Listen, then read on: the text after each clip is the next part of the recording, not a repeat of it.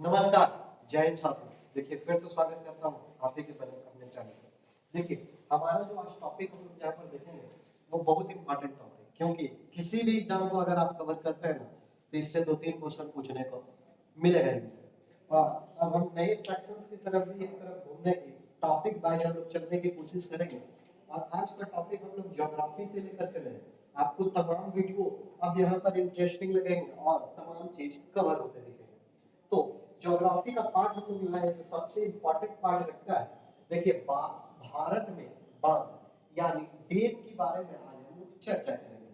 आखिर इंडिया में जो डैम्स हैं कैसे, क्या होती है डैम्स, कैसे, किस फायदे के लिए होती है, क्या इसके बेनिफिट्स होने वाले हैं। बांध, भारत की बांध, और इससे एक दो क्वेश्चन हर एग्जाम में, अभी आपको पता होगा एसएससी जीडी का एग्जाम उसमें 2-3 क्वेश्चन पूछ दे रहा है। इससे रिलेटेड परियोजना प्रोजेक्ट जो रहती है उससे क्वेश्चन देखने को मिलते हैं। तो चलिए स्टार्ट करते हैं। भारत के बांध, देखिए नदी जल का आपको यूटिलाइज आप जानते होंगे। बांध, बांध यानी आप देखते होंगे नदी में किस तरह से बांध टाइप का बना रहता है पानी रुकने के लिए। तो सबसे पहले जल से ही शुरुआत कर देते हैं, वाटर। तो देखिए ना, रिवर वाटर, ये बांध किसका रहता है? तो नदी का पानी। और नदी का पानी हम यूटिलाइज कैसे करते हैं, किस तरह उपयोग करते हैं, उसको पहले समझ लीजिए। तो देखिए नदी का पानी को यूटिलाइज करने के लिए, हम लोग उपयोग करने के लिए क्या क्या करते हैं?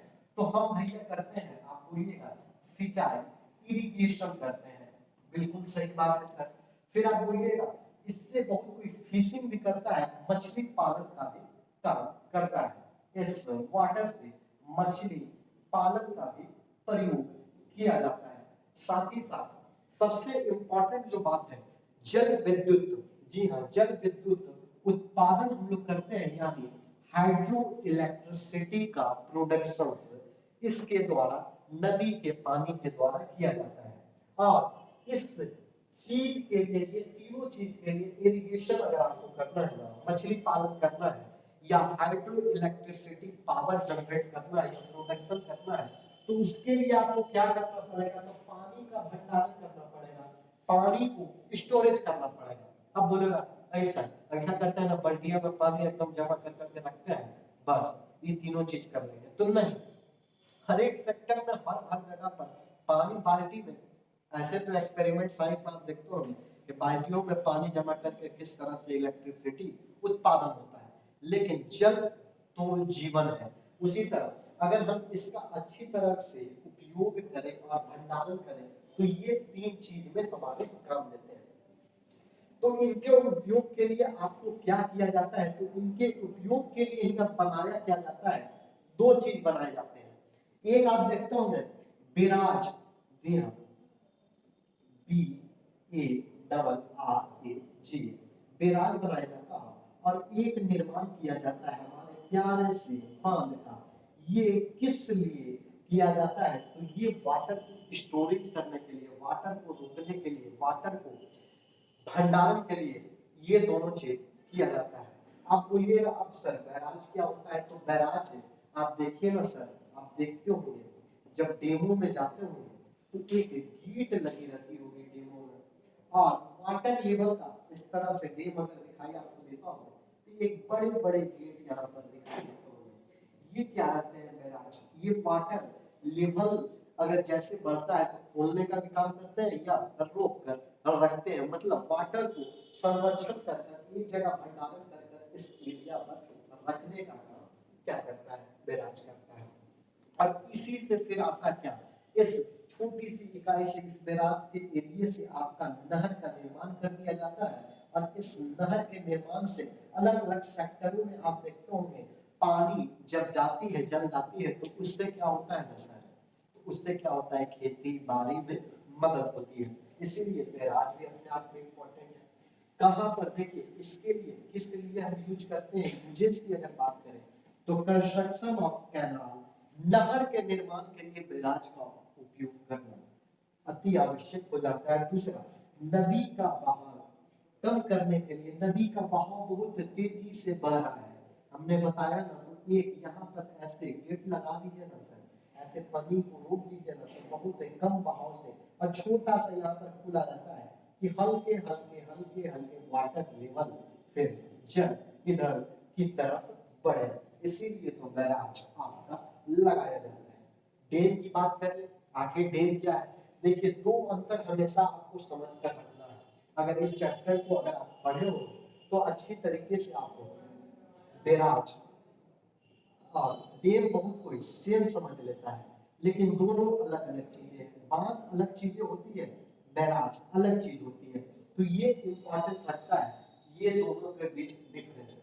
डैम की अगर हम बात कर ले तो डैम क्या है? तो डैम देखिए ये भी वाटर को स्टोरेज करता है, वाटर को स्टोरेज ये भी करता है। जलाशय पीने का पानी अगर आप बात करें तो ये डैम के मदद से आपको पीने का पानी, लेकिन बैराज में ऐसा पीने की पानी की कहानी नहीं मिलेगी आपको। फिर मछली पालन आपको देखने को जो मिलता है ना वो डैम, और सबसे important electricity, hydro electricity production की जो बात होती है वो हमारे डैम के माध्यम से किया जाता है। तो ये आपके डिफरेंस हो जाते हैं बैराज और डैम में, आपको मेनली डिफरेंस देखने को मिल जाता है। अब ये दोनों क्या है ये समझने की बात है, आखिर ये बैराज और डैम क्या है? तो दोनों के दोनों क्या होते हैं ना सर, तो आप बोलिएगा सर दोनों के दोनों हमारे रिवर के प्रोजेक्ट हैं, एक तरह से परियोजना आप कह सकते हैं। दोनों के दोनों क्या है? दिस इज रिवर प्रोजेक्ट, दोनों के दोनों क्या कहलाते हैं? तो हमारे जल परियोजना, दोनों के दोनों जल परियोजना के तहत इन्हें रखा गया है, या कहते भी हैं बैराज को भी जल परियोजना और बांध को भी जल परियोजना कहते हैं। अब देखिए इंपॉर्टेंट यहाँ से बनता है, बहुत बार इससे क्वेश्चन पूछा गया है और पूछता भी है, क्या है क्वेश्चन से? बहुउद्देशीय परियोजना यानी मल्टीपर्पस के लिए जो हम लोग उपयोग करते हैं, मल्टीपर्पस जो प्रोजेक्ट होता है वो फर्स्ट बार इंडिया में कहां कौन सा हुआ था? ये कितने बार रिपीटेड क्वेश्चन है और कितना बार ये पूछा है? मल्टीपर्पस, जी हाँ मल्टीपर्पस प्रोजेक्ट कौन सा है और कब इसकी स्थापना हुई थी, कब इसका डेट? तो देखिए भारत की अगर बात करेगा ना, अगर वर्ल्ड की बात करेगा तो देखिए फर्स्ट आप वर्ल्ड देख लीजिए, अगर वर्ल्ड में पूछा जाएगा और गूगल बाबा से खाली लिखिए ना multipurpose project, first multipurpose project है, तो वो सीधा सीधे इंडिया का ही दिखाएगा, वर्ल्ड का नहीं दिखाएगा, और वर्ल्ड का जल्दी आपसे पूछता भी नहीं है।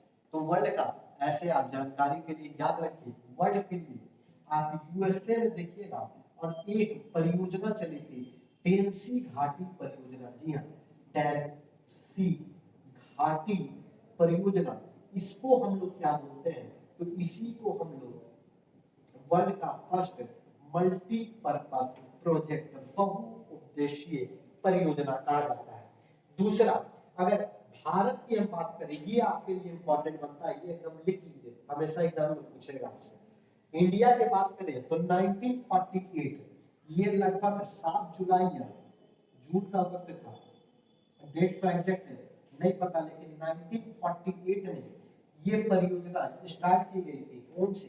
दामोदर घाटी, दामोदर घाटी परियोजना भी बोला जाता है, नहीं तो इसको नाम दिया जाता है दामोदर वैली कॉर्पोरेशन, DVC। और यही आपको नेट में देखने को मिलेगा, नेट में जाइए और सर्च मारिए ना, लिखिए फर्स्ट मल्टीपर्पस प्रोजेक्ट, तो आपको दिखाई देगा DVC, दामोदर वैली कॉर्पोरेशन। ये प्रोजेक्ट किसके द्वारा?